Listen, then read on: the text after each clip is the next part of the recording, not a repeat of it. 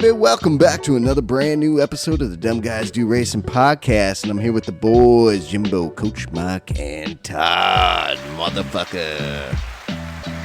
Yeah, woo! We got Jorge Sr. with us, Season 6 champion of NRL, Division A. And your why boy, don't you just take my intro right? again? Well, Thanks.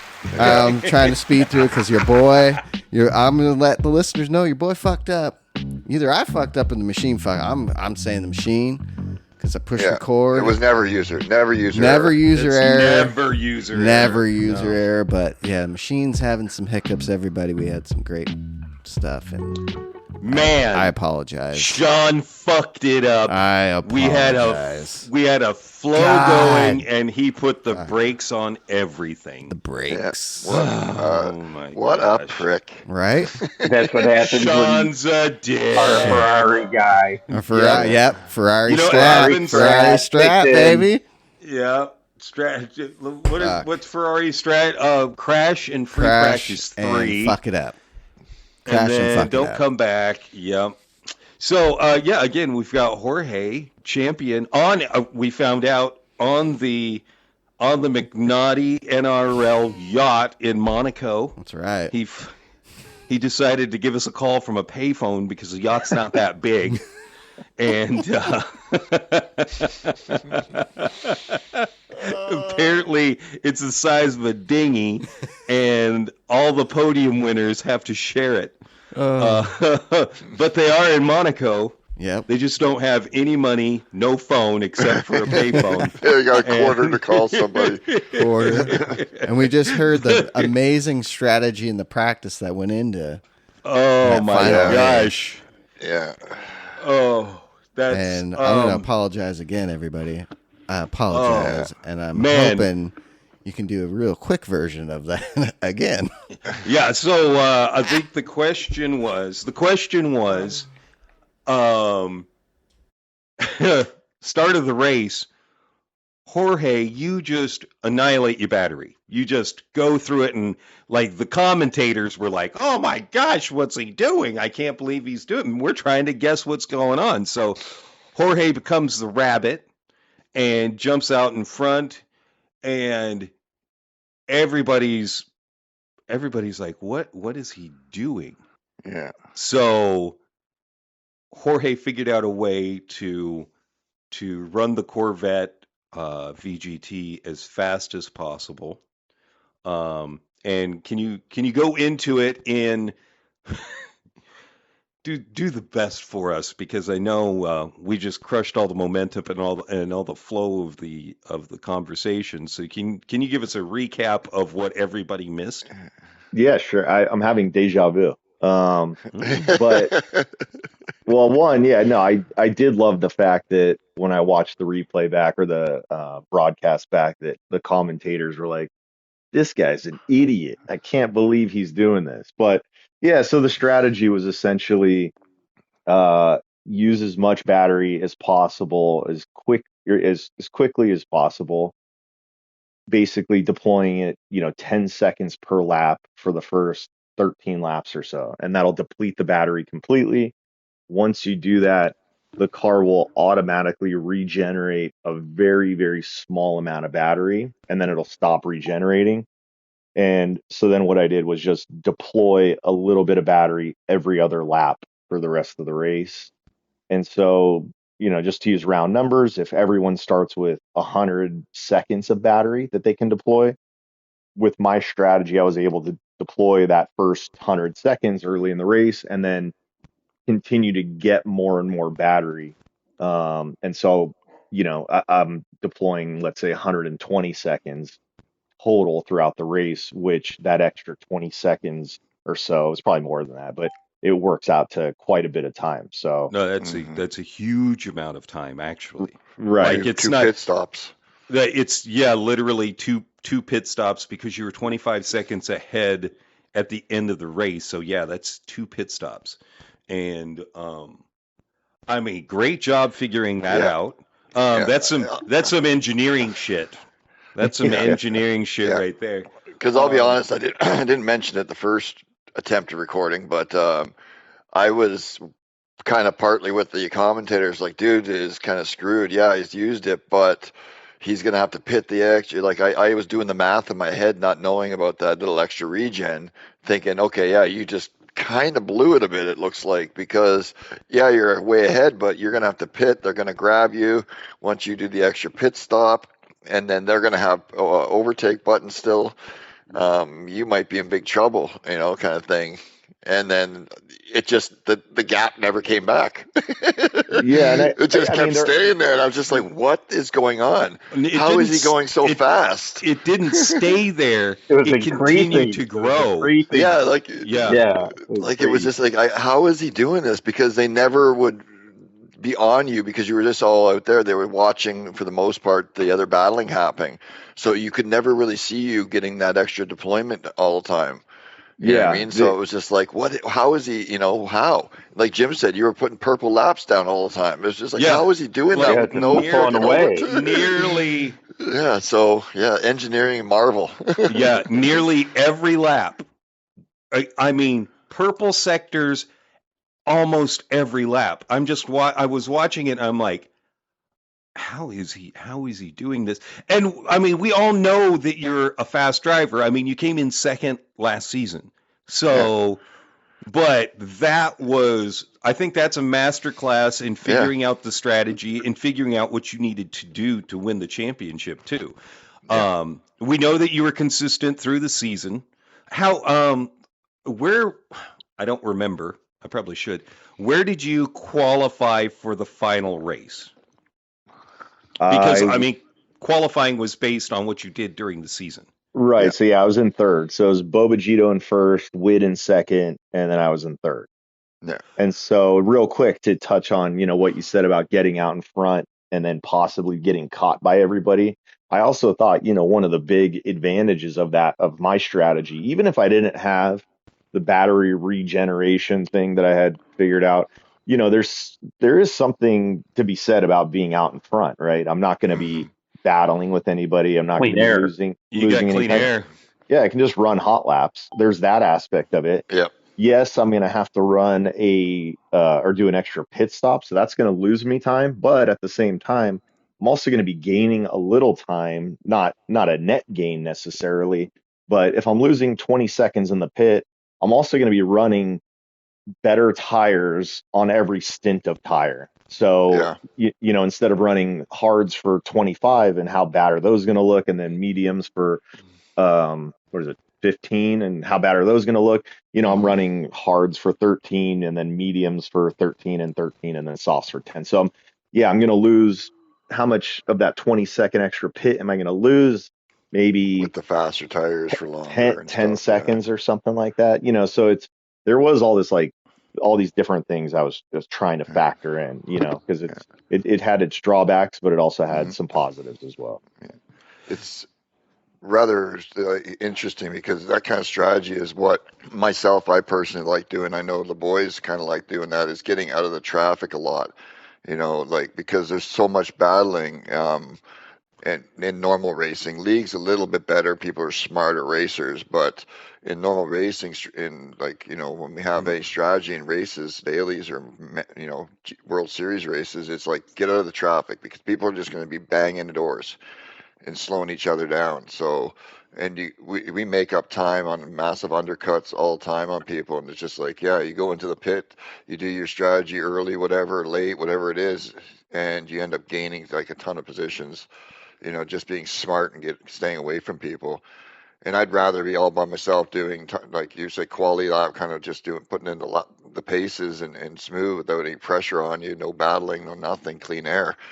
Because it's a lot easier on the mentally to do that, I find, than to be dealing with, is that guy going to make a move on the corner? Should you're a little bit mentally tense and can wear out when you've got that kind of pressure sometimes. So, I'd rather just take off. Especially, at Daytona, if you're battling someone like going into the bus stop or something like that, there is a potential to lose a ton of time. And even though, I kind of said it in my interview after that race, like I was sweating bullets because it was very difficult to figure out who was actually where, especially because I had to do the extra pit stop. So I was trying to Mhm. calculate all that during the race. I'm like, okay, yeah, I've got a lead of whatever, but then I have to do an extra pit stop. So where am I going to come out? And then, when I'd be looking at the gap to whoever was behind me, it's like, yeah, but is that the real gap? Do I, am I going Yeah. to have to still do one more pit than them? So I was really trying to do all this math the whole time. And literally the whole race, I thought that I for sure was going to lose. I was like, I don't think I've created enough of a gap. And then it was right around lap 42 or something where I thought, okay, if Wid has battery, now's when I'm going to see the gap come way down. And that gap was not coming down; it was increasing. So I was at that point. Finally, I was like, all right, I think I've got this thing. But Mm.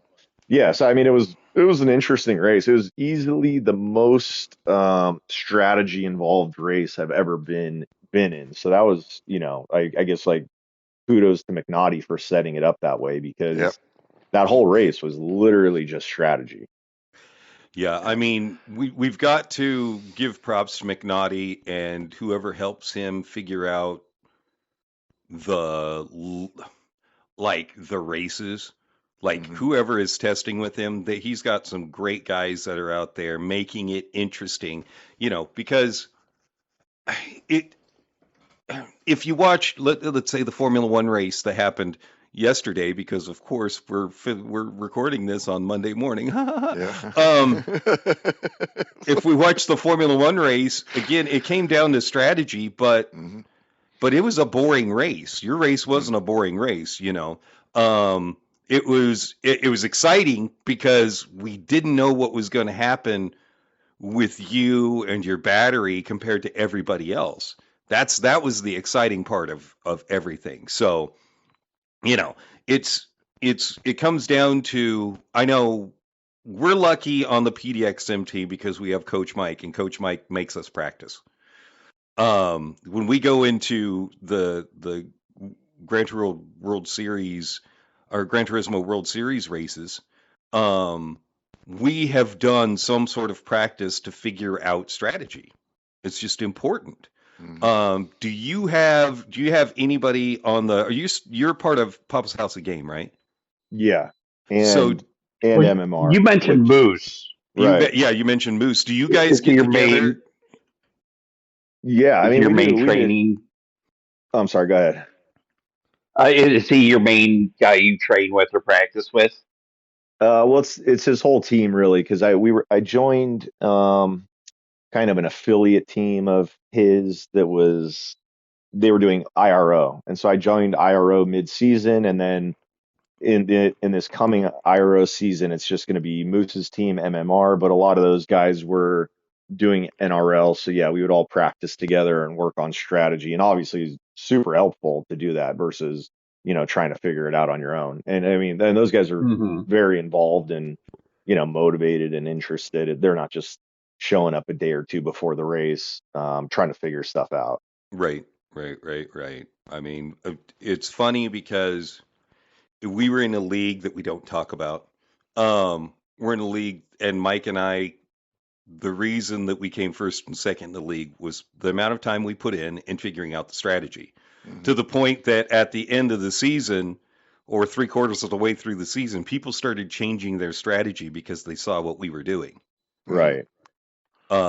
Which is super important. When it comes down to it, you can be a really fast racer, but if you don't hit your strategy, you don't win the race, and Yep. you don't score top fives. That's getting out in clean air and just racing 99% of the time helps you. It depends on the track. Some tracks you've got to have a drafting partner, otherwise you're screwed. You're running around losing a second, 2 seconds a lap, and actually Daytona can be one of those tracks too, because Yep. they're such fast straightaways. Yeah, Um, and it's I would always and this is not a knock on anybody because obviously some people are not interested in putting in a ton of practice and they've got families or other hobbies, whatever. But I would always look at the replays to look at people's odometers to see who had done a lot of practice and who hadn't, right, assuming they didn't buy new cars. Mhm. And yeah, I mean, so the season was very stacked and there were a lot of very fast drivers, but you would see certain people who you'd expect to see up at the front not be there. And Mhm. their odometers kind of reflected that. And so, again, yeah, that's not a knock on anybody, but I don't think you can expect to go into a pretty stacked league and just kind of wing it against people who are also fast, but who are also going to put in the practice and expect that Mhm. you're going to do well just by sheer pace. Because Yeah. yeah, you might have pace on everybody, but if you don't have the strategy down, you're Yeah. you're going to lose more time than your pace is worth. Yeah. If it's not a sprint race, then yeah, if it's any strategy, strategy is the key. Like Yeah. Jim is saying, we a couple leagues, like one of the leagues that they altered their strategies to match us because we weren't outpacing. We were qualifying for every race like fourth, fifth, sixth, but our strategy was so dialed in that it didn't matter where we started. We started at the Right. back of the pack a couple times and we still won Yeah. because Yeah. it was all based off strategy and some teamwork, obviously. But without the strategy in play, we wouldn't have a chance to even with teamwork. So, I mean, that's the strategy is the most important thing, figuring that out. Yeah. Well, and Mike and I worked together. So if it was us in first and second, I mean, it was the last 2 laps before we actually started racing each other too. It was Hmm. a lot of times for us, it was getting away from the pack, and then we could have our own race. Hmm. So I mean, we were lucky when it came down to we were in the same league with the same pace at the same time in the same cars and able to use teamwork to help us out. Hmm. Um, so what are you using Hmm. for a rig and setup? Like what like are you on a wheel? Are you on a pad or Yeah, I'm on a Fanatec DD Plus. Yeah, I've got a aluminum rig. I forget what it is. It's I don't know, one of the companies out of Canada, standard stuff. So the DD Plus with the F1 wheel and just some V2 pedals. Nothing, I mean, pretty nice setup, but nothing too Nice. fancy. right, right. Actually, the V2 pedals are But great pedals. Hmm. They're good. Yeah. I mean, they're I like them. hard as a rock, but I guess they're supposed to be They that way. are. So They yeah. yeah, Yeah. they Yeah. the V3s for me are a little bit softer because I had the V1s with the load cell. And yeah, they were really hard. The V3s in some ways I wish they were a little more stiff. Like I got them as stiff as I can now, and it's still, I don't know, maybe the elastomer blocks are starting to age and getting softer, so I might have to buy in like an upgrade kit again. Yeah. But no, that's so do you have one of the aluminum rigs where you can adjust everything sort of infinitely to make it perfect for you? Yeah, exactly. Yeah. Aluminum profile rig. Those Channels. I have that now. I got that for Christmas last year, and that is in the end that's the way to go because I could never get I was running an art, which is it's a great cockpit, but I was running an art system by GT Omega, but I could never get it right. Like it was never perfect, especially after I got the DD Pro. Mm. Like it just wasn't comfortable. I had to do things like I had to kick my seat back and recline it a little bit more. And I'm like a real upright racer. Hmm. So, the ability to get a good rig that you can adjust infinitely it helps so much. It helps so much to have everything dialed into yourself. Teledologist, he got a new rig and he said it was a huge improvement. I think he had the GT Omega Art and he just said there's no flex in his new rig Yeah. and it's really, really important to have a good solid rig. Yeah. Yeah. And it's funny because people think that steering wheels are just like, oh, you're getting a new steering wheel just to make it, just to add to your collection. I have 2 wheels and I use them at different times for different cars. Hmm. I've got a round wheel that I use in GT racing, and then I have an F1 wheel that I use in high downforce racing. That's because I feel like I need the weight of a bigger wheel when I'm in a GT car or in a road car in that Formula One car or that group. Group 1 high downforce vehicle, I want that smaller wheel for more precise driving because it helps.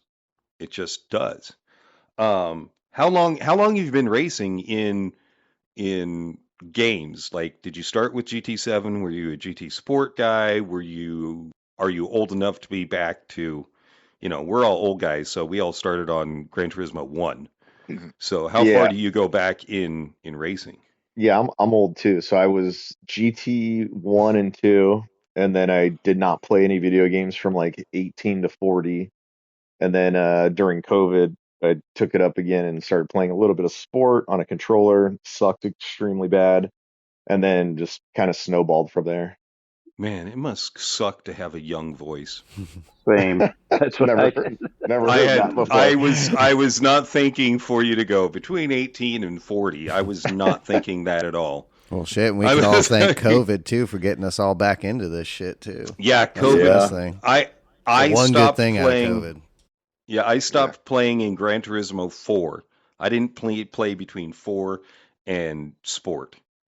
So, yeah, and COVID brought me back into it. And also thanks to our buddy Drew, friends of Sean and I, who said to me, well, Sean does this. You should look, he's probably got something up on YouTube. And that's really, truly what got me back into it, was the ability to have friends to race with. So,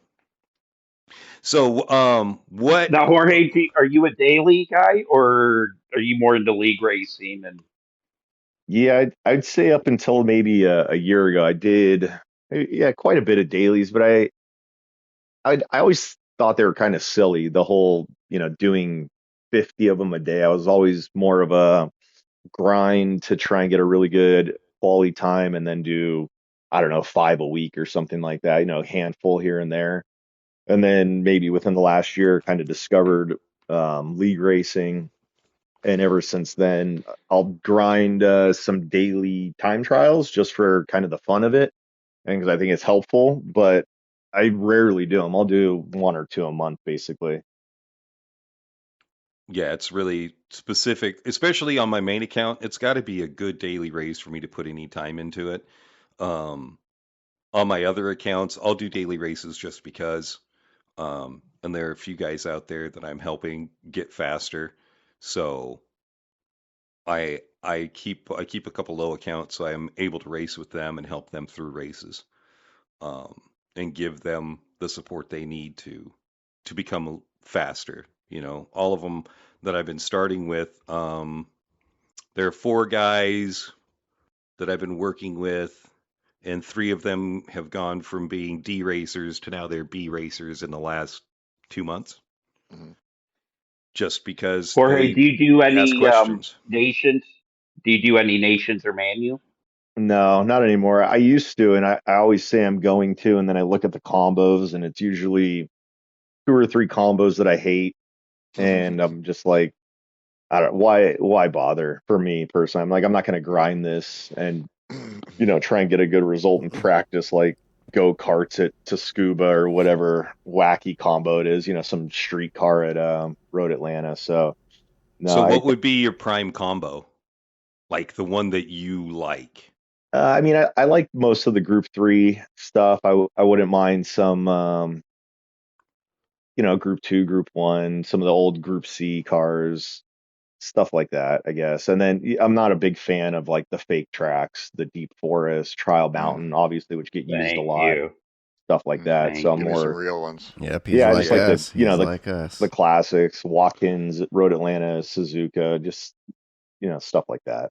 Yeah, I like older tracks that give you a real penalty if you go off track. Right. I love those things. I think it's part of being old too. Like actually I like Yas Marina. That's a fun track, Oh, but yeah. it's not as deadly as Canada. Right. Mm-mm. Like that track, actually, when it comes down to it, out of both those 2 tracks, Canada is my favorite track out of those 2 tracks. Because Jorge, do you prefer Real quick, Jim, but are you Go more ahead. of a sprint guy or do you like endurance racing more? Yeah, no, I definitely prefer the endurance racing now, and that's part of the reason I don't love the dailies or even really care for them anymore. Is like, the five crazy laps at Road Atlanta, everyone just sending it like their life depends on it. So yeah, I started doing IRO this year, started like mid-season, so that's 8, 12, and 24-hour races, and yeah, it's very fun. Yeah, it's like a completely different dynamic. Definitely. So I guess the question is, if they brought a daily D that was an endurance race that was like an hour long or 40 minutes long, would you participate in dailies more often? Oh yeah, I would love something like that. And that's my main gripe with this game, which I don't understand, is why do we get three dailies?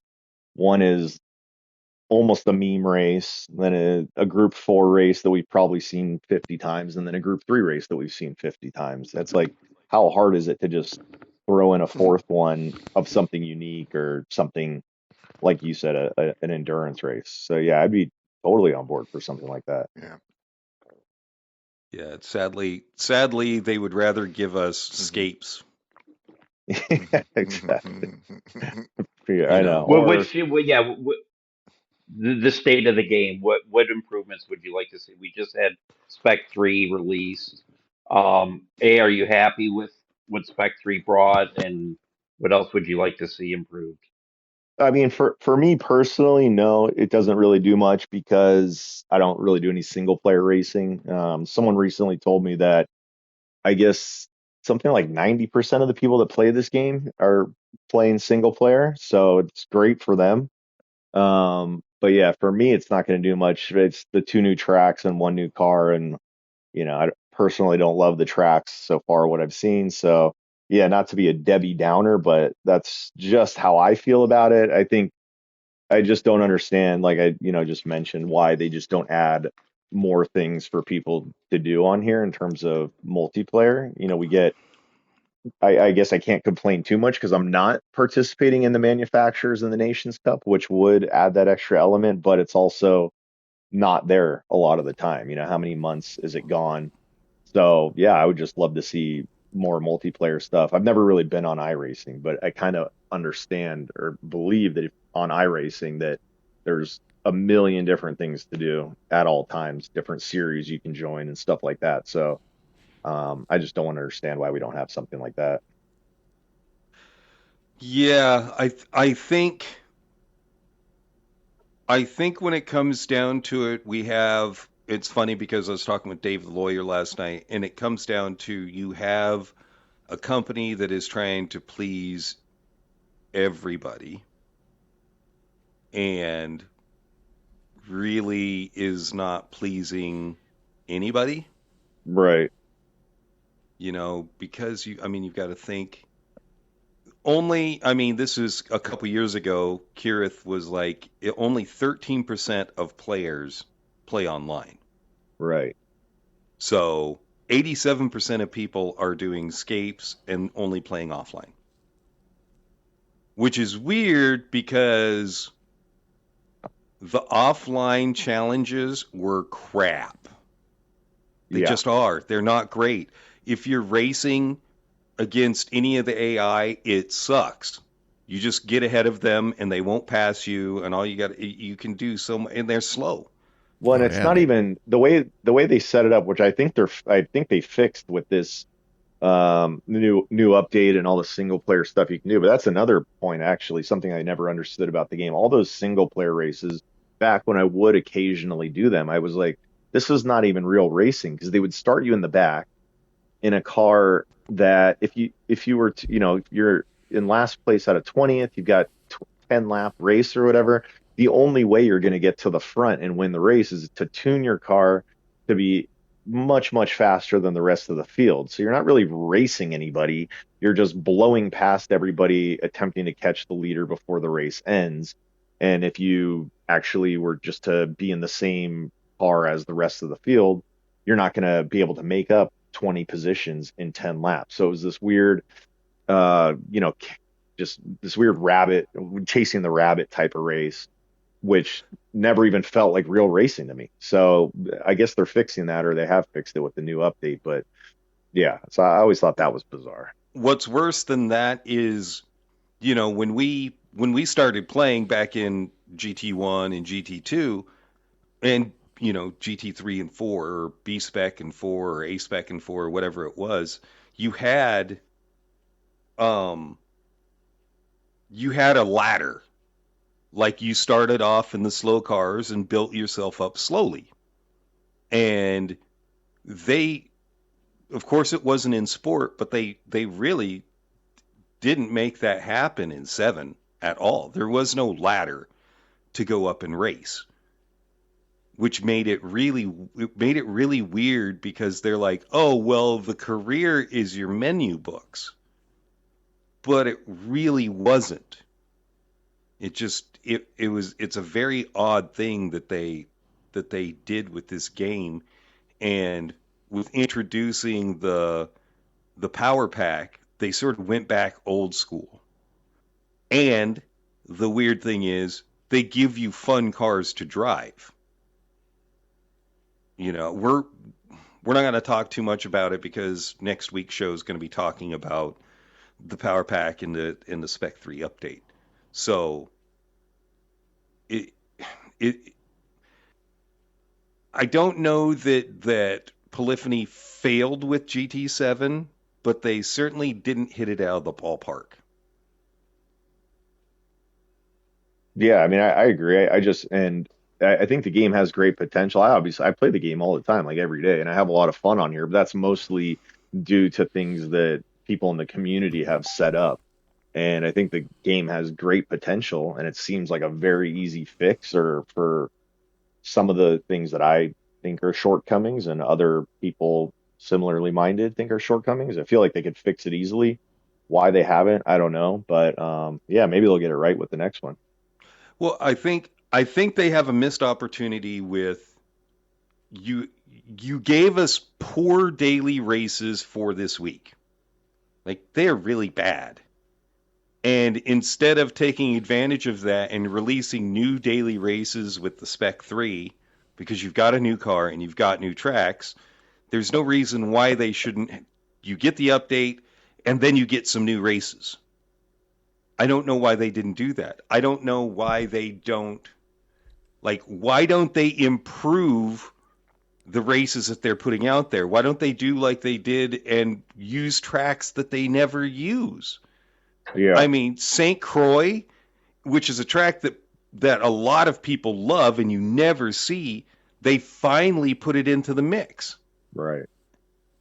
Well, I think by that same token, why do we have Deep Forest once a month, and it's like Deep Forest reverse, rinse and repeat over and over again? So I mean, who is asking for that? And then there's certain tracks that I don't think I've ever seen a daily race. Or look at some fan favorites like Bathurst.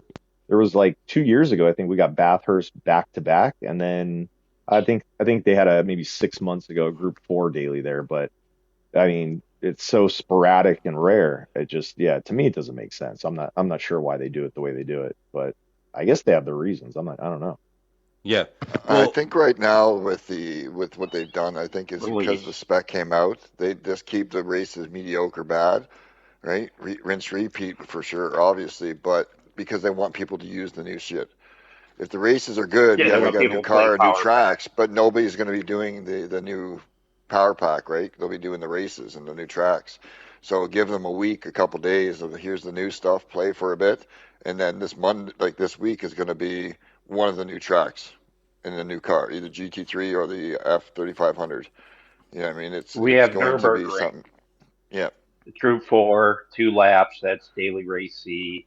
What was race B? Sweet Cherry posted the new dailies, but yeah, they're already up. So we got Nürburgring Group 4, 2 laps. 2 laps. I think mandatory pit.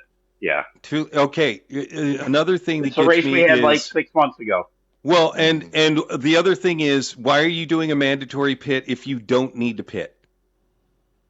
Like it Right. does, it's 2 lap. You have to pit the second lap. There's no strategy to it. Yeah. Right. Make Right. it a 3 to 4 cars. lap. 3 to 4 lap and a mandatory pit would make a little bit sense if you just as a quick stop and go, because then there's do end of lap 1, then lap 2, end of lap 3. Like there's a bit of strategy because you do need to get the fuck out of traffic for Nürburgring. And if everybody's just pitting at the same time, it's useless. It's useless. It's just The a train of problem cars is- and then train of cars into the pit and a train of cars in the last lap. Like The problem It's is annoying. that is PD in a nutshell when it comes to dailies, though. Yeah. Oh well, we better throw in a pit stop here. Make them do a pit stop. It doesn't matter if they do a pit stop. It doesn't matter when they do a pit stop. Mhm. Then why are you doing it? If you're going to have a pit stop, throw in tire and fuel strategy. It doesn't take that much to do. No. People are like, why do you complain about the game so much? I'm like, because the game can be so much better. Yeah. Right. Because we this is the game we love. In that aspect, like there's a million other games you could get PCs and do, like you said, iRacing and that. Like, but no, we'd rather just do this because we find this to be the most enjoyable. You know what I mean? Like you don't have to worry because of like the settings aren't the greatest at times, but you can just jump into a car. You don't have to worry about like iRacing or ACC where it's like, all right, well, what am I gonna drive? Okay, what kind of setup am I gonna get? What I mean? What's the track temperature? Okay, I gotta adjust my tire pressures and not like all 20 fucking 30 minutes to go for a 5-minute race. You know what I mean? Like of setting the car up and guess what? You did it wrong. Now your race is ruined. Or what's Yeah. even worse with a lot of PC players are going to complain about us. If you talk, they're going to listen to this and be like, oh, you guys just don't understand. How many times have you hopped onto your PC, set everything up, and then your wheel doesn't work or your pedals don't work? Mhm. So you got to go in and figure out what's going on there.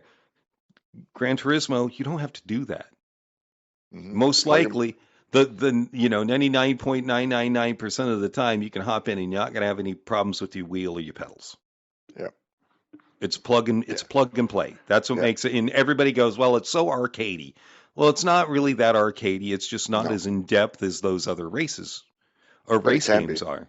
But it can be. Oh, it can be. Yeah. Even though the setups are really weird, how you have to set your car up. It's very strange. But And my apologies, real quick. That's December 15th. So race A will be the Tri-Oval at Daytona. Race B is going to be Sardinia, Group 3. And then race C is going to be Group 4, Nürburgring, 2 laps. If Sardinia is like 5 or 6 laps, that'd be great. If it's 4, it's gonna That suck will ass. that is 5 laps. That's all right. That's not too bad. That could be Yeah. a decent race, Group 3. Sardinia promotes good racing usually, as long as it's not super. That's super going to have a short. 1,000% reward increase. Yeah, so that'll be the one to do. that's always a fun one. Hey, Jorge, do you what kind of racing do you watch, or do you even watch racing? I don't watch much. I do watch some F1. So I have the subscription. Maybe everyone has it. I'm not sure how other people watch it. But yeah, so I can catch parts of races. Like this morning, I probably watched half that race, fast forwarded through some of it. So I've always kind of found F1 to be a little boring. I was watching it a lot back in the day, like 20, 25 years ago. And it's just kind of always been the same topic of discussion with F1 is there's no passing, and it's remains true to this day. I mean, it's a little more exciting, but that's pretty much it. I try and watch a little bit of rally. I'll watch some like random WEC if I see it online or see it, clips here and there, but that's pretty much it.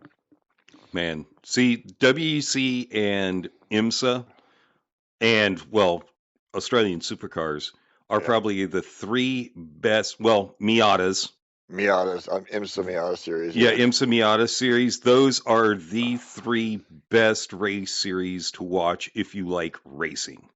Yeah, absolutely Like, exciting all the time. All the time. They are, we go on and on about it, but it's true. Like, we are race. Elbows out. Yeah, we are Rubbing his race. racing in the league. We are race car fanatics. I mean, are you a car guy at all? Oh yeah. I've been obsessed since I was a little kid. Still am. I think that's all of us on this podcast. That's all of us. We are car fanatics for sure. Yeah. Mhm. Oh yeah. Like, Do you have a dream car? Anything Ferrari. That's the dream. oh my god. That's my boy. It's always been the dream. Get a for sure. hotel room, you. Oh, Ferrari. Yeah. What's your Did you- favorite Ferrari? What's that? What's your favorite? What's your Ferrari? favorite Ferrari? F50 for sure. Okay. It's nice. Oh, Me too. good. Yeah. Yeah, I can say because one of my 430 favorites Scud. is the Testarossa. So, yeah. If I say Ferrari, it has to be the F40, which is what everybody says, but that's just the coolest car. Yeah, That for is. It's great. Um, The 50 though, again, 6-speed F1 motor. yeah, but it was a big, heavy dog that was undrivable. No, I mean, literally everyone that drives that car and does a review on it, Chris Harris, anybody, they always Loves say the it. same thing. They say it's the most incredible car to drive. So I don't know who's calling it a It dog, is. but I've never seen Blech. that. Yes. Ugly piece Yeah. of shit. Never Yeah. mind. So did you have the 6 foot long Testarossa on your wall as a kid? The big poster? I don't think I had an F50 poster. I know that I had a McLaren F1 LM poster. That was pretty sweet. Nice. Yeah. Yep. Yep. Yeah, I don't think I ever had a Testarossa. I love the Testarossa though. I mean, it's one of the most iconic designs ever. It's a very pretty car. It is. That's I my won't fave. say, I'm not Were you I'm a not big fan of Miami Vice? What's that? Were you a fan of Were you a Miami big Vice? fan of Miami Vice? I've never Crockett and really Tubbs? watched Miami Vice. I think I was too young for that actually. Yeah, well, Okay. They had Todd the white is- Testarossa. Todd is significantly I'm in my older than the 50s. rest of us. Yeah. Significantly older. I think I was more an 18 By 3 guy. years, Jimbo. Oh, an A-team. Yeah, who didn't like the A-team and the A-team van? Come on. Right. All those crazy guys out there, like this militia that was able to turn the van into a tank in 2 minutes. Yeah. It was always awesome. So, man, it's crazy because it keeps blowing my mind because you don't have an old voice. So I'm like, when you're talking about that shit, I'm like, God dang, what the hell? Really? He knows about this. This is wild. So what part of the country are you in? West Coast, East Coast, Midwest? Yeah, I'm in Southern Orange County. Or the OC. The OC. Okay. That's right. Where are you guys? Sean and I are Portland. I'm in Chicago. And I'm in Victoria, BC.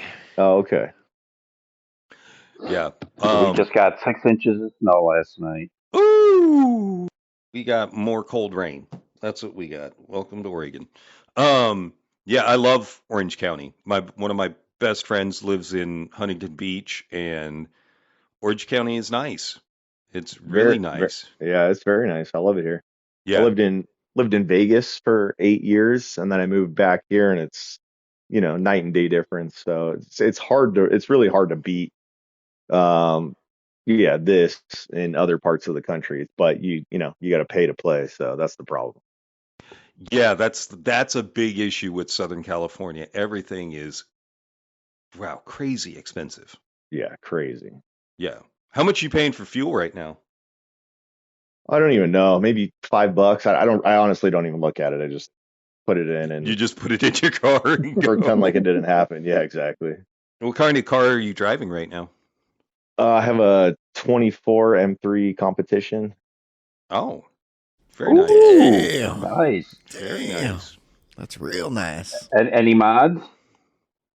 No, Or you guys I've get actually- mod cars there? Not really, Or no. can you? Or I mean, that's the people law? do. I mean, you I really can. don't know how.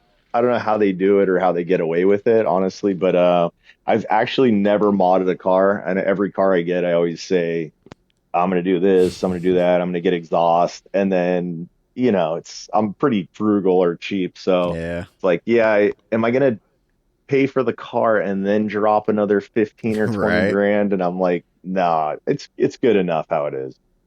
Hell yeah. Well, and the crazy thing is, back when we were younger, You didn't have to dump that much money into a car to make it fast. Right. Or and now faster. they just make them so good that you really don't have to do That you really, shit. you really don't have to.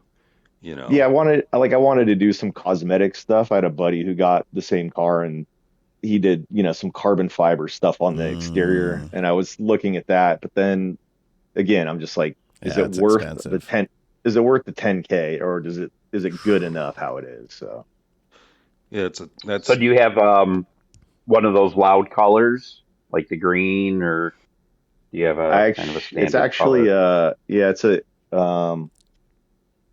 it's a individual color, so it's a matte forest green. It's called frozen. I think frozen deep green or just frozen green. I forget. Oh damn, dude! I bet that's nice. Very nice. Yeah, it's kind of an old man spec. It's like I like that. Forest green over dark brown interior. Ooh, I like it, dude. That's gold rim. Dude, that's what my black. wife wants. Is that kind of combo? Is a forest green with that tan interior. Yeah, it's like pretty brown. cool. Yeah, that's nice.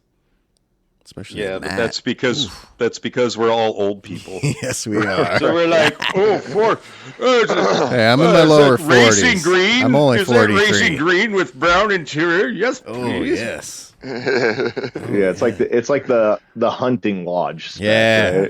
right?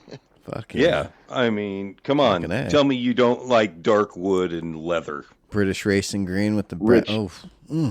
Rich mahogany. yeah. Rich, yeah, there you go. From Brazil. Oh, yeah. It's I can't say that my car is as nice as that. That's for sure. That's for sure. I mean, I've still got my 2005 Scion XB. Oh yeah, and the Incredible Hulk color. It's not Oh, Incredible that's Hulk. right. It's a little brighter than that. It's funny because I had a neighbor go, "Your car glows at night." You realize that? Glow in the dark. What is it? Is it neon Is it the green or lime green? something? No. It is Auriful mint, matte mint. Oh, that's so right. It's like Tiffany yes. blue, right? Almost. It's got a wrap. it's very close to Tiffany blue. Yeah, and at night it is real. I will just say this though, I won't get a matte color, especially a matte light color again. It's a bitch to take care of. Oh yeah. It is I a bet. bitch to take care of. So And supposedly you can't repair matte paint, so you have to be very careful with it, or get it PPF. Yeah, I'd which put costs PPF a on that fortune. bitch real quick. Yeah, Real Yeah. quick, day one. Yeah, matte paint or even a matte wrap in that, it can be marred pretty easily at times. So what's crazy is look this great, is- but here you Yeah. want to know you want to know a secret? Uh-oh. Magic eraser. Oh. Magic eraser on my matte wrap. quit giving out my details. Yeah, I can't it's charge crazy. money for shit if Right. you tell everybody to Right. themselves. It is crazy, and it's a magic eraser with alcohol, Oh, okay. like a diluted alcohol. Will take 90%. Isopropyl. Like 2-to-1? Yep, isopropyl. No, like 50-50. Oh, okay. Yeah, we 50-50 ISO in water is Yeah. the best mix. It's the best cleaner because Yep. the water slows down the evaporation of the Right. alcohol, so the solvent works better. Oh, okay. Yeah. Yep. But then Right. it leaves no residue at all, And it leaves no residue at all. It's great. especially if you use distilled water with it. You can Okay. use Yeah. anything, but Yeah, with distilled nothing water in works it, best, yeah. and it's really good. That's what we use is distilled. We buy Yeah. bottles of it. Fuck yeah. We buy jugs of water and jugs of 99% alcohol, and we just make our own. Hell Yeah. yeah. Yep. It's In like fact, so cheap. So I gotta cheap. I gotta go down to my former work and pick up a jug of alcohol. I'm almost out. Ooh, better get So, that. Better yeah. get it. Yeah, you I got think it. Ooh, we pay, I had we a... pay like $3 or $4 a gallon, Oh, and then it's 50-50 with so it's like the amount we make dude, that considering will the go for cost to buy it. long. Man, All right. you got It'll yeah, last you forever. getting it cheap because I used to not be able to buy it as a purchasing agent for that much. Oh, really? The Yeah. Damn. Yeah. place up here we get it. He's got a you getting hookup. it. Yeah, you getting it cheap. We were paying about $15 a gallon, and that was the cheapest we could find Jesus. Yeah. Yep. God damn. Well, So- we get it locally made. We order it. Oh. They send it down on a truck up from somewhere around here. La di fucking da. I had a quick question for Jorge. With the update, and you have the DD Plus, did you notice any big differences? And Yeah, then- so they okay. oh yeah, they supposedly introduced Full force, right? full force, yeah, and I mean I don't know. I haven't updated my I guess firmware on my wheelbase. Yeah. So it works. It just feels like crap.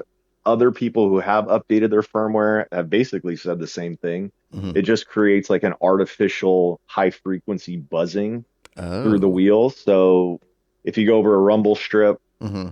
you're going to feel that anyways normally in the force feedback, but now you get this like real high pitch buzzing through the wheel that just feels totally fake and unnatural. That's weird. Yeah. Yeah, so I turned that way down Okay. and it does I don't know if it's kind of a placebo effect or my imagination, but the wheel it does feel like some of the force feedback is more detailed in general, Mm-hmm. and other people have kind of said that, but I'm not really sure if that's real or not. I believe so. I think so too. When the update came out, I have the DD Pro like Jim, and at first with the update, the force feedback was off. It felt way light. I usually run about 10 and 8 on my settings. Okay. And even at 10, I was like, dude, there's no weight to this. Like, where is it? It felt weird. Jim gave me some settings to put in the wheel. That helped. But then I updated my firmware with Fanatec on the computer. And then, yeah, I started. I mean, it wasn't much, but I did feel rumble strips a little bit more and little bumps in the road a little bit more. So yeah, it felt better on my end. I was just curious because I want to get the DD Plus, but Sheldologist also got it, and he said at first he didn't really feel anything, and he was pissed, and he was going to return it.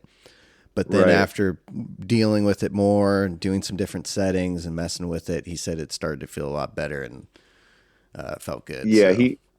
he posted something about that in the PHG Discord. He said he was probably going to return it.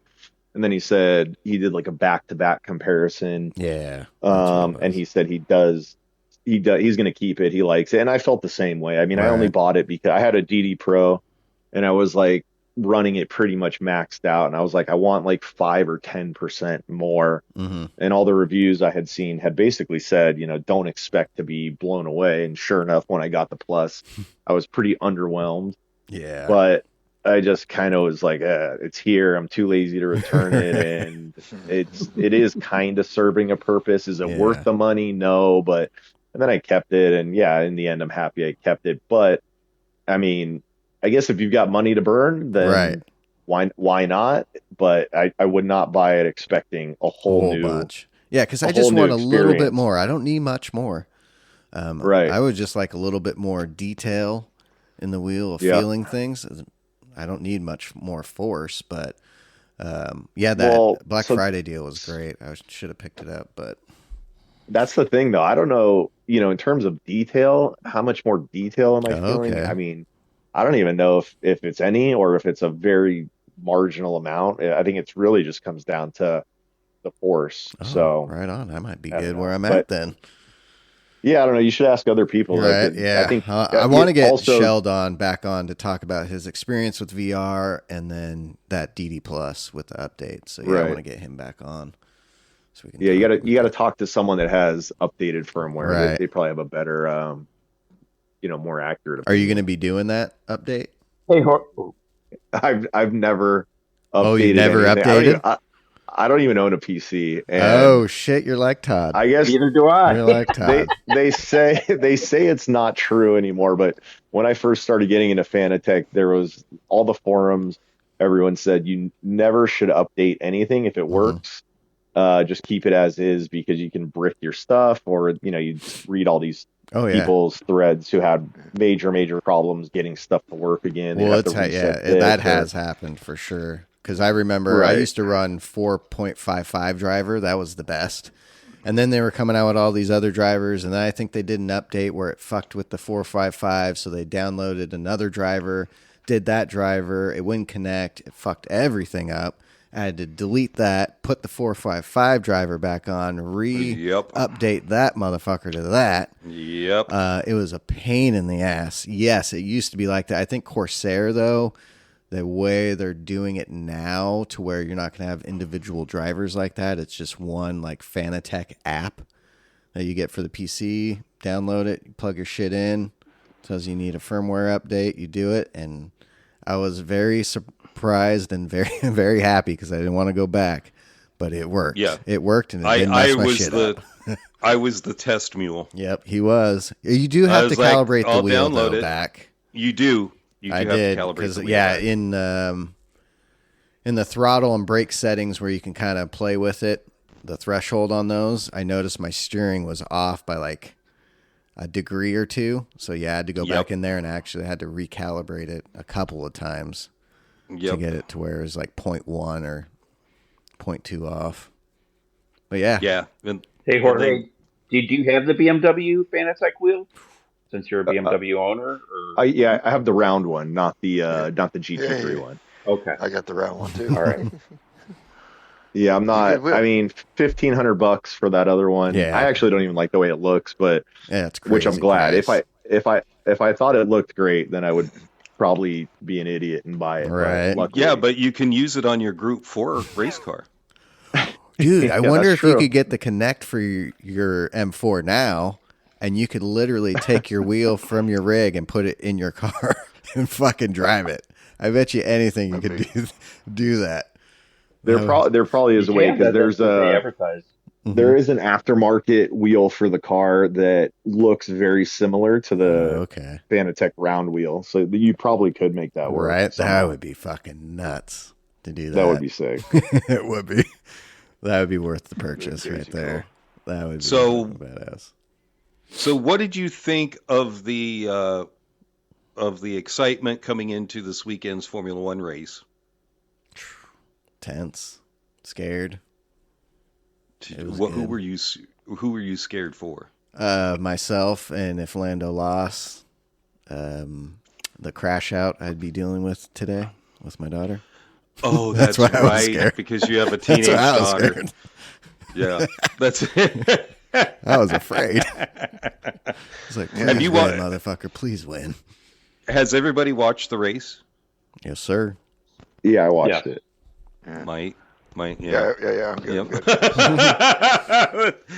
So, another not really exciting race. No. Sort of exciting in the beginning with Ferrari pounding on the back of that McLaren. I was worried about it. Well, and Oscar making that move.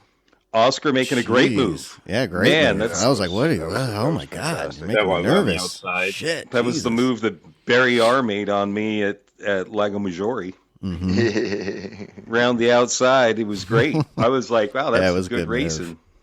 It was a good move. But then after that, I'm like, because I wanted Lando to win, I was like, oh, yeah, the whole time. Oh, boy. Yep. Oh, it was tense. Boy. Because, if you wanted one of those guys to win, man, you're on your seats. If one of your guys is in the back, it was boring. I'm boring. Actually, you know what? They showed some great look at Lewis. Oh, yeah. Yeah, they did show a few, but there's a lot of times, man, where there was just Piastri's by himself, and we're going corner by corner watching his ass when I know there was other stuff going on. There was a lot of other stuff going on, and they put it in the tiny little picture-in-picture on the side where you couldn't see anything. Oh, you watch on the app too, huh? I got Sky Sports. Yeah, I've got the I've got the Formula One. Well, guess what? I won't be able to watch it on the app anymore. Okay, so are they changing that? Apple. So they're exclusive. It's exclusively Apple. Motherfucker! So I have to get Apple. But this is the good thing, and I mean, Jorge would probably agree. We don't have to pay the amount that it takes to have the F1 app. Right. Okay. Yeah. What was it, like $100 for the year or something like that? Yeah. Wow. Yep. I mean, it's for the year. I mean, it's worth it because you can go back and look at onboards. Right. Like if something happens, you can immediately go back and look at onboards, which is fun. But yeah, it'll take that expense out of my pocket. Yeah. So in some ways, it sucks because I liked having the app where I could watch it anywhere. Mm-hmm. But I mean, now with Apple TV, I can watch it anywhere now too. Yep. I'm just worried. I'm worried about commentators because I love Crofty and Martin Brundle. I was never a fan of of Julian Palmer and the other guys that they use for the Formula One app because you can select whether you want them or you want Sky Sports. Oh, okay. So, I mean, Crofty and Brundle have been doing it so long. They work and like Karun Shandok, they work so well together that I'm hoping they carry that over. To it. I hope they carry that over. I do too. But I mean, carry the Sky One feed. You've got to realize that they had, back in the old school days, they had Bob Varsha. Dude, those were great. With they were, it was awesome. And then they get rid of that and put in, I don't want to hear Lee Diffie. No. Yeah, when it was at NBC for that 2 years. Yeah, it was not. I wasn't great. No, not at all. No, I like the Sky Sports feed. I ended up liking it. I liked it a lot. So Lando Norris wins the championship. Yep, congratulations, Lando! One and done, baby. I think unfortunately, he won't win it anymore. Yeah. I don't know. I don't know what's going to happen next year with the new formula changes. It should be Ferrari. Charles. What Hamilton. Are they going to be using their strategist from WEC? Yeah, they have to. Because if they don't change something, they're going to continue being the most expensive shit team in Formula One. Mm-hmm. Right. I mean, why would you listen to your drivers? They're only the ones operating the vehicle that's not working correctly. Oh, yeah. Well, how pissed do you think Hamilton's been lately? Just fucking Q1 after Q1. Can't get out of it. He blamed himself for the one yesterday. Yeah. I think it happened too many times this year. Yeah, but I think Lewis is feeling the pressure of being at Ferrari too. Right. And he also expected a better car. Right. They promised him a lot and didn't deliver. Next year could be his year. And I think too, they had to have known going into this year it's going to be pretty much a shit show. We're mainly focusing on 26. Do the best you can. Yeah. And let's be honest, the strategy was a little bit better this year. Yeah, a little bit. Tiny bit. Wasn't as good as WEC, but the strategy was better this year. Yeah, they do great in that. Yeah, so happy that they were able to do that at least. Jesus. Yeah, it's weird. Porsche's not going to be in WEC next year. Right? Yeah. Wild. Like that's IMSA at least. That's an odd one. In IMSA. Yeah. But yeah, weird not in WEC. That's for sure. That is for sure. But, yeah. One more for Jorge. VR. We ask everyone, how do you feel about VR? Do you feel like you want to try it? Have you tried it? Actually I bought VR just a few weeks ago, and I mean I like it. I don't think I'll be making a permanent switch, but it's fun to use occasionally. Oh, love it. Oh, yeah, hands down. I haven't looked back since at least he uses it. I haven't looked back since I got it. I got it at launch. Yeah, a lot of people are like that. They get it and they say they'll never, not use it. Flat screen again. For me now is so boring. Just looking at the bumper cam and the gauges. I like feeling I'm in a different car. I like having the 3D space. I feel because I'm in my kitchen. I got my dining room table, got my kitchen, so I like feeling like I'm at the track. It's what I've wanted since I was a kid. If I want to feel like a race car driver, I put that motherfucker on. Because, I got to the point to where bumper cam it's boring. Every car felt the same to an extent because of bumper cam, and it just, I don't know, I just got bored of it. But once I got VR, man, you feel like you're in the car, you feel like a real racer, and I love it. But I'm glad you got it. I'm glad you're using it. And maybe one day you'll use it more. I get what you're saying too. I'm hoping for the day where the headset is lighter, more comfortable, stuff like that. Okay, so you VR3. can fix that. Yep. Oh yeah. Global Cluster. Yep. Global What's that? Cluster makes an upgrade kit for it that makes it significantly more comfortable. Lighter. Oh, interesting. It feels so you don't have to tighten it a bunch to keep it on. No. Yeah. It's I on literally Amazon. just throw it on my head, and I don't $40. even tighten it anymore. It Yeah. just sits on your head Wow. perfectly. Yeah, you don't put even feel it. And you put it on your head, and you don't have to really adjust it around to get the sweet spot. Yeah. You just put it on, and the sweet spot is there. Right there. Interesting. Yeah. And Are I you find guys? what's that? Oh, I was gonna say, are you guys running? Do you have PS5 Pro or just regular Pro. PS5? I got Pro. I used the okay. PS5 standard at first though. It works just fine on the standard. I'm on No, but standard, and it works. how much of a difference does or is there in the difference of the quality of the VR on the standard versus the Pro? I'd I say think it's more vivid, and a little bit of the graining is gone. Yeah, it's more vivid. It's also a little bit smoother. Mm-hmm. Yes, But it's not. you don't have that. I mean, clipping it's not. Yeah, in it's some not spots. it's not significant, but it is significant enough where I noticed it when I switched. Yeah, over. exactly. Yeah, it's brighter. Yeah, because it's that's. nice. I mean, one of my main complaints with it is it's got everything always looks a little bit fuzzy to me, and so if the PS5 Pro was going to fix that to a major degree, then I probably would want to use it a lot more. And I will say this: I am 2 to 3 tenths faster on headset compared to flat screen. Yeah, that's crazy. It's usually the opposite.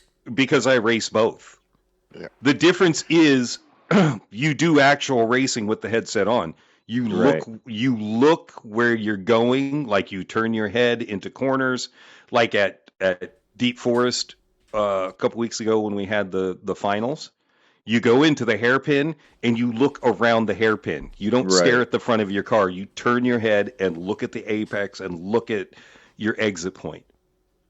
Like it makes the people that say it makes them slower are not racing properly. They're not looking where they're going. Honestly, it doesn't make you. Dude, Tinsley's fast as fuck. Todd is fast as. We're all pretty fucking fast. Yeah. We've gotten faster, I believe, with it for sure. I'm faster in VR than I have ever been on flat screen. It's going to come to the point. It's the future. I think PSVR 3 is really going to hit the mark with PS6. It's going to be clear as shit. Yeah, I think so too. I will say, because when I'm teaching, I run flat screen, so I'm doing exactly the same thing as the people I'm teaching. That way I can help them spot what they need to spot. Because when I'm in VR, all your braking points change.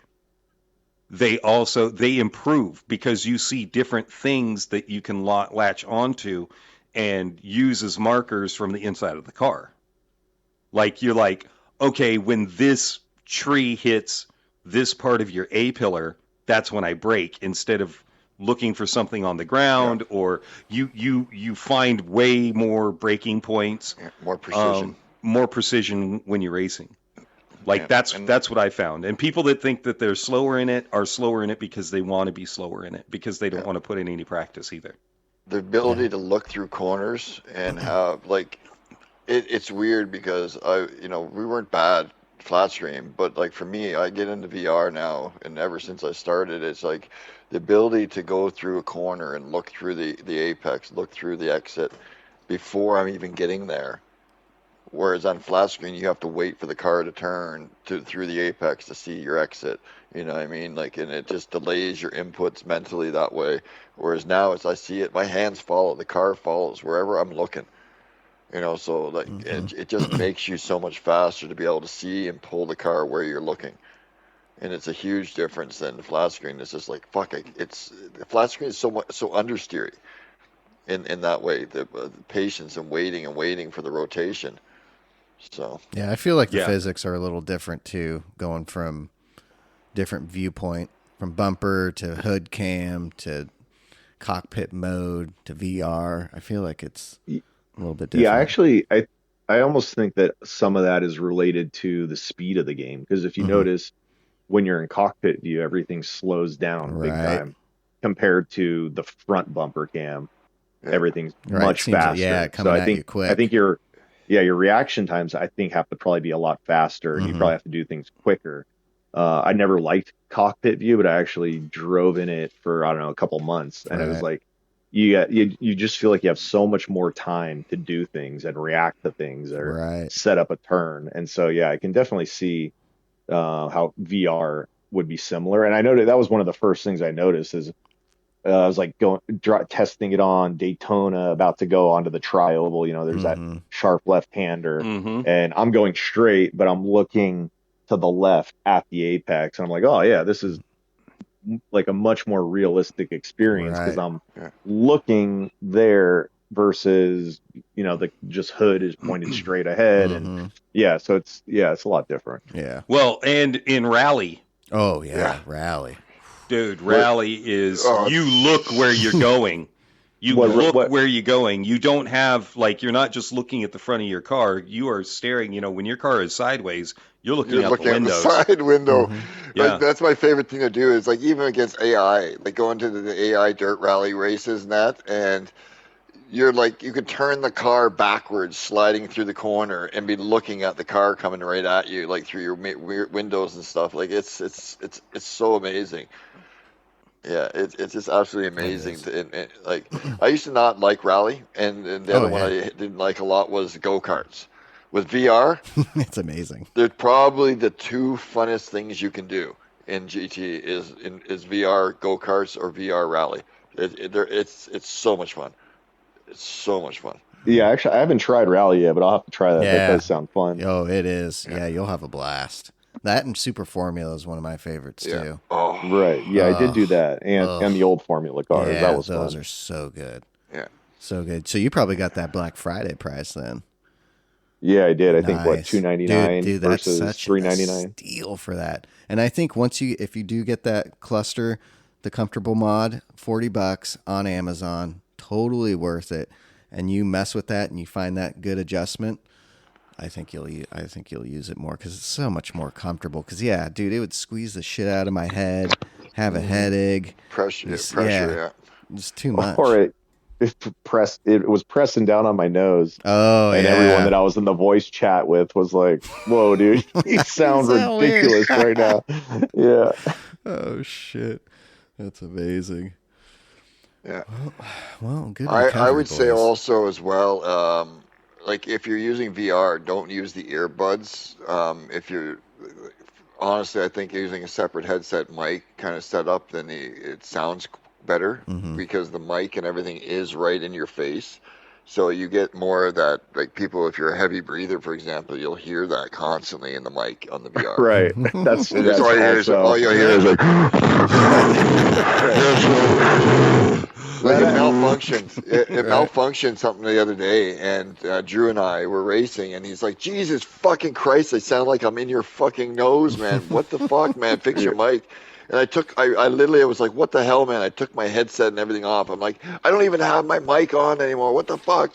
You're fucking full of shit. And he's like, I'm fucking in your goddamn sinus. and then I figured out that the mic had turned on the VR. It said I had to turn it all off and bypass the headset again.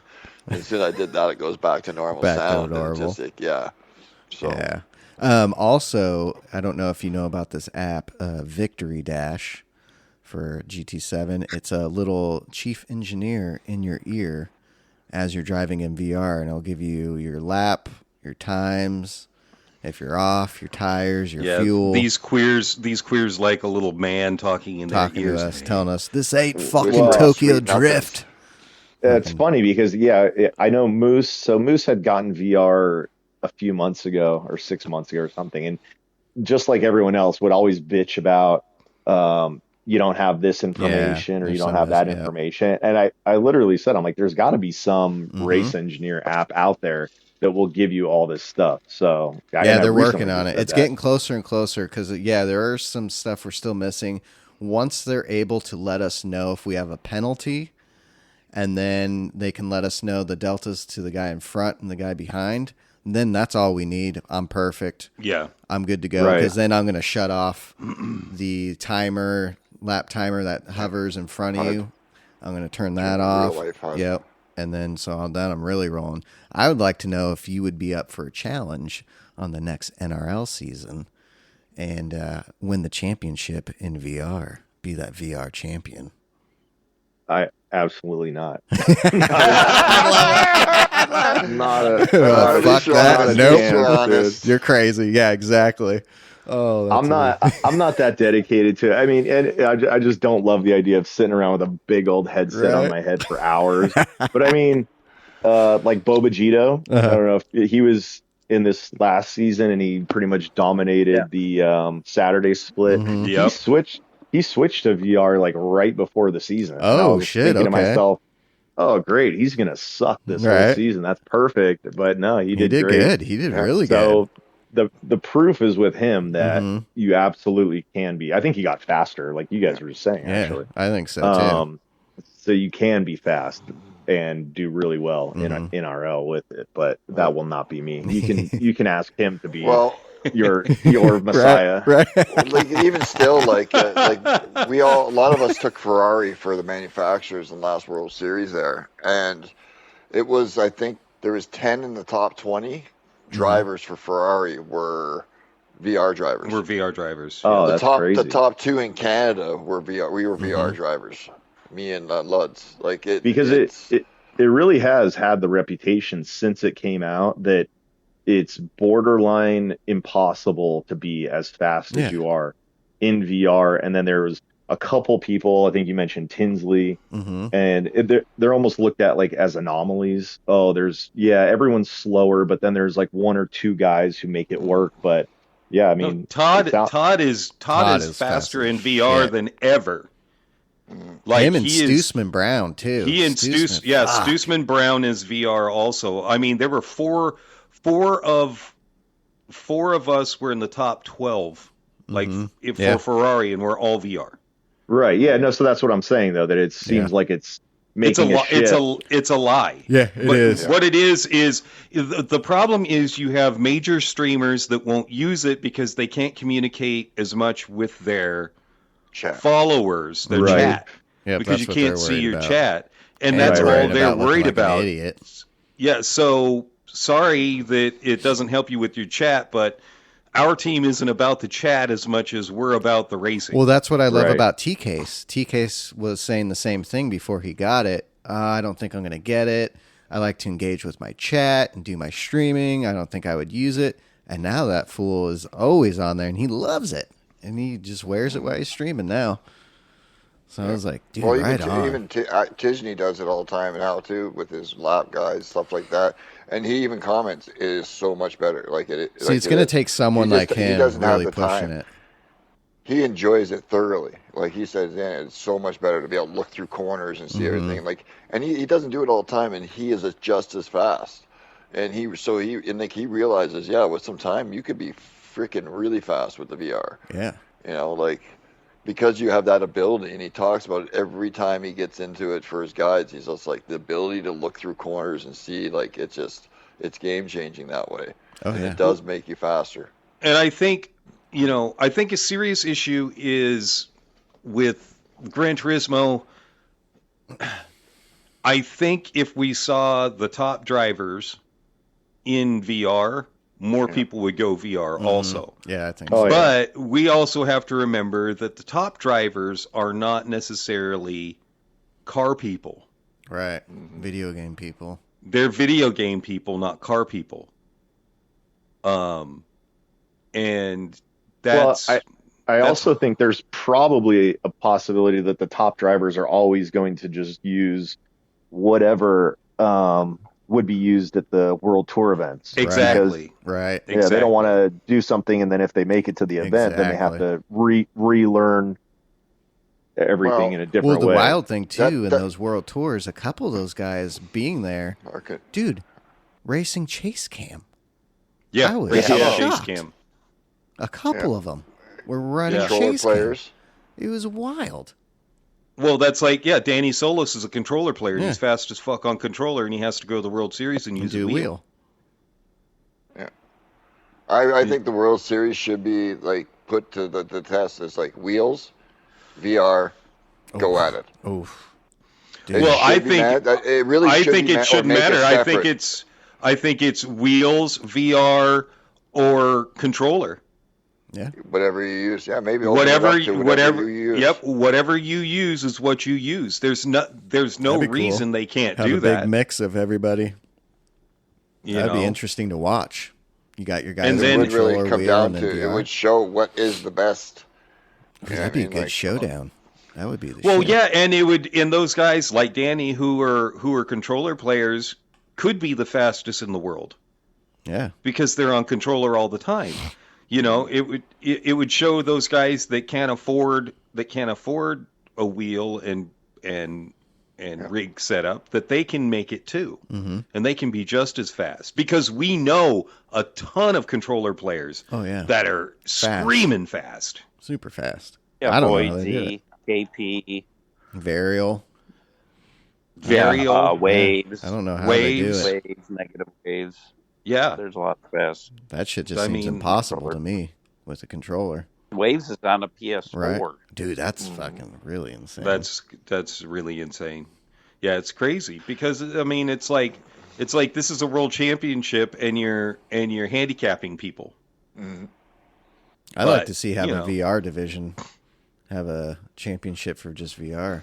Add that to the Yeah, World well, Series. if it was a little bit more cost effective and they made some money from it more, they open it up to 3 divisions Yeah. for the World Exactly. Series. You have controller, you have wheel, and you have VR.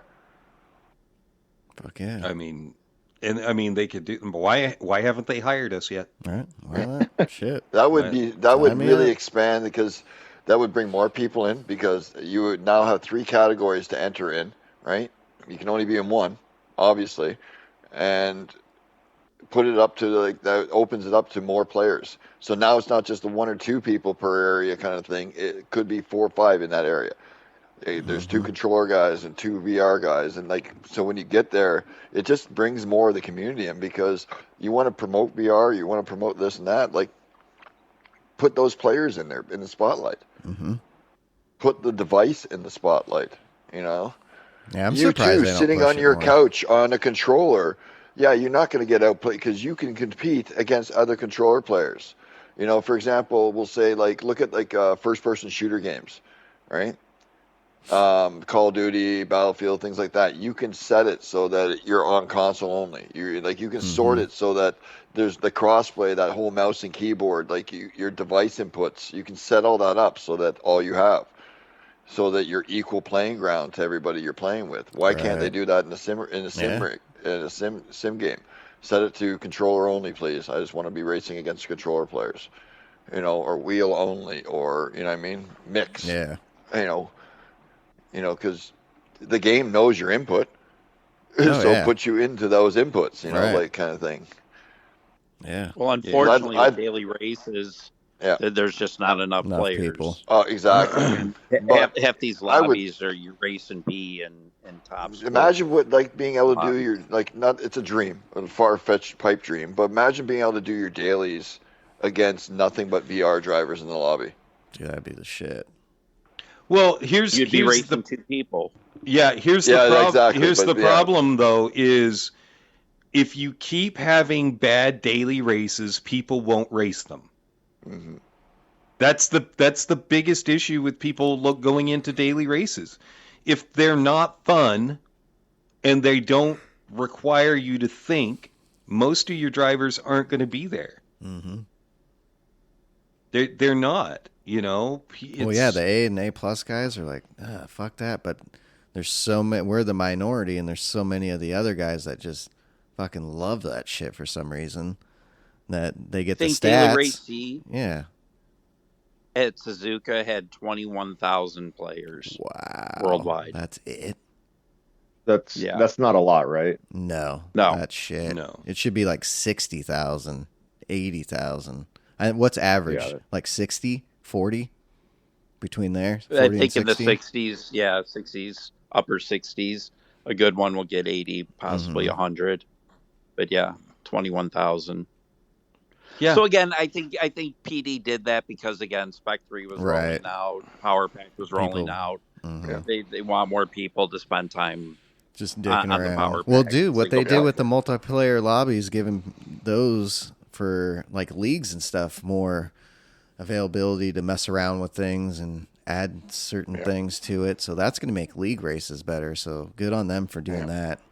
I think right now they're just in that holding period because the holidays. Here's the new stuff. Play at it for a couple weeks, and then like we have the world stuff going on. Those races, all that they've added in with the update. I bet you right after, We got the finals if coming it up. doesn't quite happen around that, right after the finals event happens, then they start adding all the new stuff Right. into the dailies.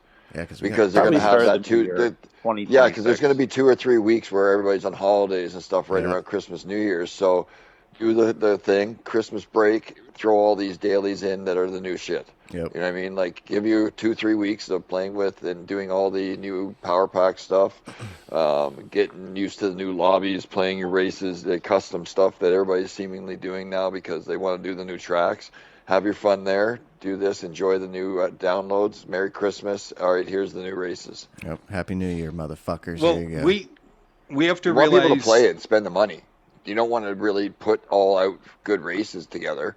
Right. I'll be honest. Like, yeah, it sucks, and I wish they would, but I understand that they got to spread get it out greedy a a little bit. Yeah. You got to spread it out. You need to you make have to money. realize that PD doesn't think correctly though, because at the Fan Fest in LA, they didn't have Sony there. They didn't have Corsair Fanatec there. There should have been little booths with those things there.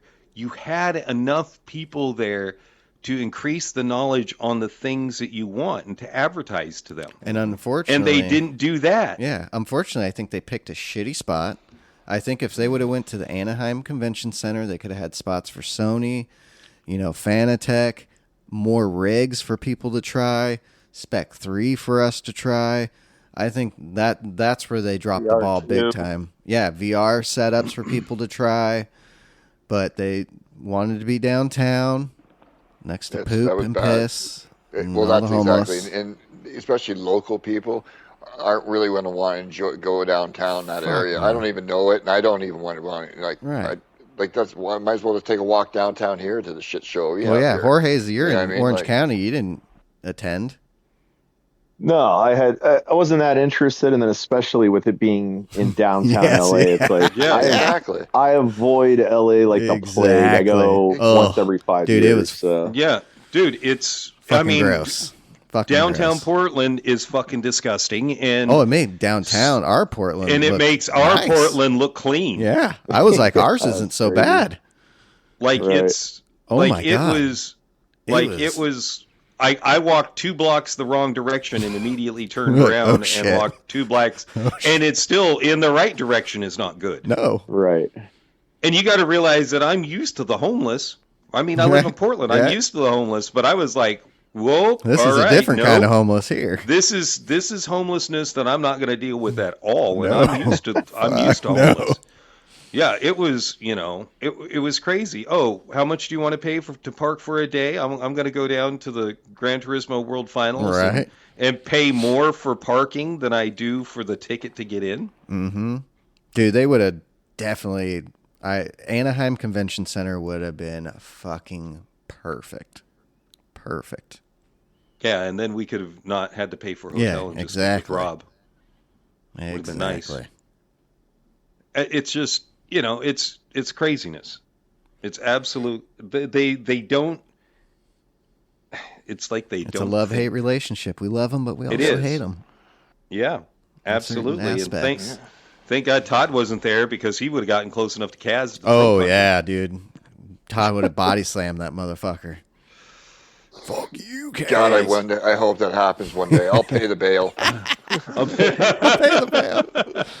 All right, Todd.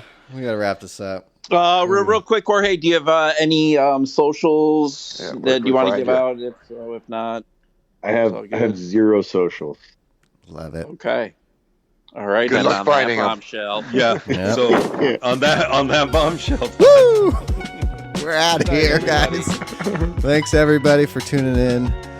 Thanks for Jorge for joining us. Yeah, Next thank week, you. heavy episode with Spec 3 talk and Power Pack talk and all that. Dave the Lawyer might join us. We've also, as of recently, have added 3 new drivers to the PDX Sim team. We are VR Mafia. We are a VR-only team for the most part right now. And so, yeah, Stoosman, Toby1 Kenobi, and old Dave the Lawyer have joined us. So, hell. Oh, what? Dave the Lawyer's a team member before you hopped on, we were fucking with him. He's like, hey, why not? VR Mafia, baby. I'm like, right on. Yeah. So watch, he'll probably be like, I never said I was joining. I heard it on the you have joined. Well, you're on the team now. Forceful join. Forceful join. We forced you. So yeah, awesome for that. And thanks again. And the boys saved my ass on this recovery. So thank everybody on the pod today for saving me. Until next time, peace. See ya.